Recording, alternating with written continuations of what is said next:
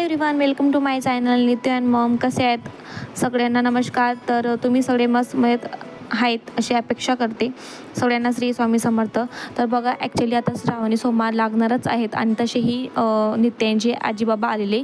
नित्यांश म्हणजे माझा मुलगा आणि त्याचे आजीबाबा म्हणजे सासू सासरे. सो ते आलेले होते त्याला भेटायला.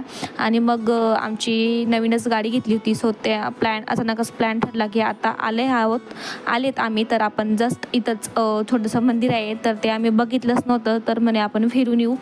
तर मग आम्ही इथं जवळचाच मंदिरात गेले आणि ते मंदिर महादेवाचं आहे. ॲक्च्युली केदारेश्वर अँड काशी विश्वेश्वर असं त्या मंदिराचं नाव आहे. माझं पण दर्शन झाले आणि तुम्हाला पण दर्शन करून देते. सो तुम्ही पण इथं तुमचं दर्शन करून घ्या व्हिडिओमार्फत. तर पहा, ॲक्च्युली हे इथं आहे ना, म्हणजे हे मंदिर ज्या दिशेने बांधलं गेलं आहे ना, सो त्याचं जे वैशिष्ट्य आहे ते असं आहे की जेवढं काशीला महत्त्व आहे ना, तेवढंच ह्या मंदिराला महत्त्व आहे. कारण ते त्या दिशेनेच बांधले आणि इथं जे पण त्यांनी मूर्त्या वगैरे आणल्या ना, सो त्याच आणि बाकीचे साहित्य आणि त्याचबरोबर केदारेश्वरला जेवढं महत्त्व आहे ना, सॉरी केदारनाथला, तेवढंच याला सुद्धा महत्त्व आहे. कारण त्याच्याच बरोबरीचं आणि थोडं असं सेम टू सेम त्यांनी बनवण्याचा प्रयत्न केलेला आहे. आणि असं त्यांनी तिथं लिहिलेलं होतं. ॲक्च्युली आम्ही साईडहून एंट्री केली, सो तिथं समोरच्या गेटने तसं लिहिलं होतं. आणि इथं मला वाटलं की खूप छोटंसं गाव आहे, तर छोटंसं मंदिर असेल, पण तसं नाही होतं. आणि मीच शॉक झाली की एवढं मोठं मंदिर होतं, जे मी तुम्हाला व्हिडिओमार्फत दाखवते. सो आमचं दर्शन झाले ना, आता आम्ही निघालो आहे घरी. तर मी तुमच्यासोबत शेअर करते एक ब्रेड पिझ्झा रेसिपी. खूप इझी आहे आणि तुमच्याकडे जर लहान मुलं असतील तर त्यांची नेहमीच डिमांड असते. सो ही रेसिपी मी एअर फ्रायरमध्ये करते. तुमच्याकडे एअर फ्रायर नसेल तर तुम्ही जस्ट फ्राय पॅनमध्ये पण करू शकता.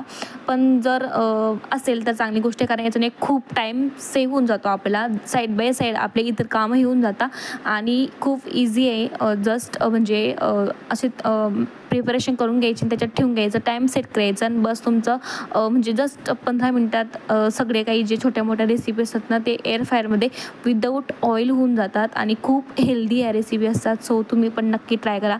सो इथं मी वेबाचं जे सॉस असतं ना, पिझ्झा सॉस, ते लावून घेतले आणि त्याच्यावर टोमॅटो कट करून, शिमला मिर्च कट करून सो इथं टाकून घेते.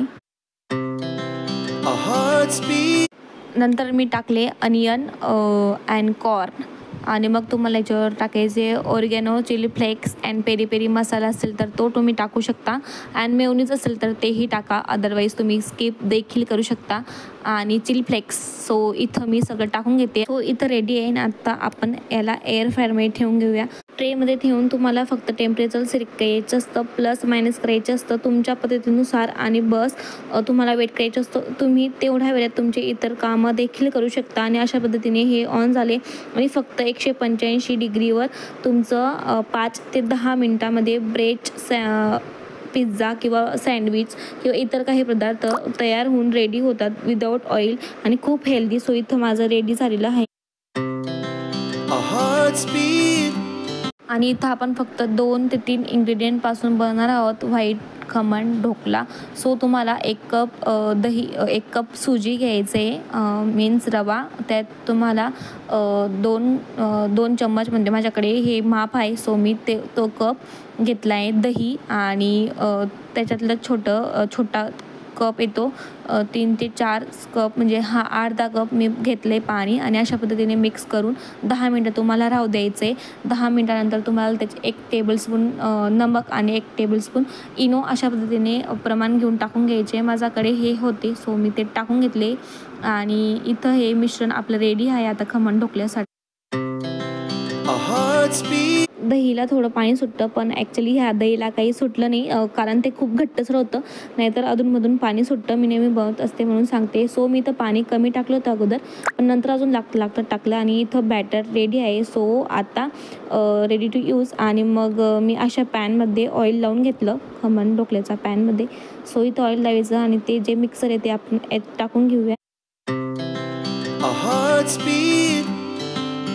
नंतर पाणी माझं अगोदरच तापलेलं होतं आणि मी इथं हे ठेवून घेते आणि बंद करून घेऊयात. सो आपण बाकीचं प्रिपरेशन करून